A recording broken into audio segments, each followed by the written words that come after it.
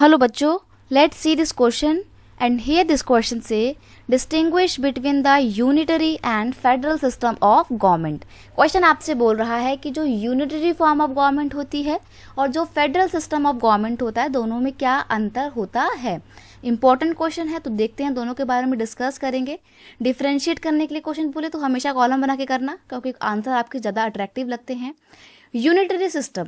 Unitary system आपको नाम से पता लग रहा होगा कि एकीकृत प्रणाली जो होती है, इसमें यानी कि एक ही लेवल ऑफ गवर्नमेंट पाई जाती है, या अगर अलग अलग लेवल ऑफ गवर्नमेंट होते भी हैं तो एक गवर्नमेंट ज़्यादा पावरफुल होती है, सारी की सारी पावर उसी के पास होती है। In this system national government has all the power, सारी की सारी पावर किसके पास है? नेशनल गवर्नमेंट के पास है।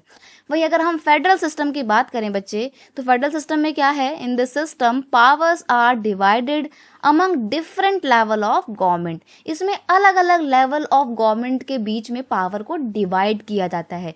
जैसे कि इंडिया का अगर हम एग्जांपल देखें तो इंडिया में क्या है? सेंट्रल लेवल की या यूनियन लेवल की गवर्नमेंट भी है, फिर स्टेट लेवल की भी गवर्नमेंट है, और फिर लोकल लेवल पे लोकल बॉडीज गवर्नमेंट भी है। तो अलग अलग लेवल पे गवर्नमेंट होती है फेडरल सिस्टम में, और यूनिटरी में तो एक ही गवर्नमेंट होती है, नेशनल गवर्नमेंट, सारी पावर उसके पास होती है। नेक्स्ट है, एनी स्टेट और region of country depend over national government for power. अब देखो, मान लो कि एक यूनिटरी स्टेट है, वहां पर अलग अलग लेवल पे स्टेट गवर्नमेंट तो है, लेकिन उसके पास पावर होंगी ना, जो पावर वो नेशनल गवर्नमेंट ने उसे दी होगी। यानी कि स्टेट गवर्नमेंट अपनी पावर के लिए नेशनल गवर्नमेंट के ऊपर डिपेंड करती है, और स्टेट गवर्नमेंट को जो भी पावर मिली हुई है, नेशनल गवर्नमेंट वो पावर उससे कभी भी छीन सकती है। लिखा है ना यहाँ पे, and their power can be withdraw at any time, उनकी पावर को किसी भी समय पर उनसे छीना जा सकता है। वहीं अगर हम फेडरल सिस्टम की बात करें तो इन federal system state government has its own power.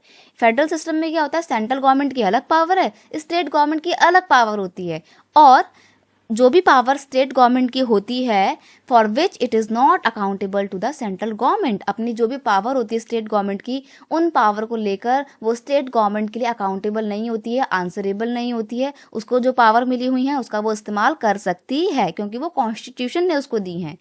अगर हम एग्जांपल देखें यूनिटरी सिस्टम का, तो यूनिटरी सिस्टम में एग्जांपल है श्रीलंका का, जहाँ पे मेजोरिटेरियन गवर्नमेंट थी, जो सिन्हाला कम्युनिटी के लोग थे उन्हीं की सरकार काम करती थी, और कोई थी ही नहीं, स्टेट लेवल पे कोई गवर्नमेंट नहीं थी भी तो फिर सिन्हाला कम्युनिटी के ऊपर डिपेंड करती थी वो। लेकिन फेडरल सिस्टम का एग्जाम्पल देखें तो इंडिया इसका बेस्ट एग्जाम्पल है। मैंने अभी आपको बताया कि इंडिया में सेंट्रल लेवल पे भी है, स्टेट लेवल पे भी है, और लोकल लेवल पे भी गवर्नमेंट पाई जाती है। तो ये तो दोनों के बीच में अंतर। I hope you understand it well. Best of luck.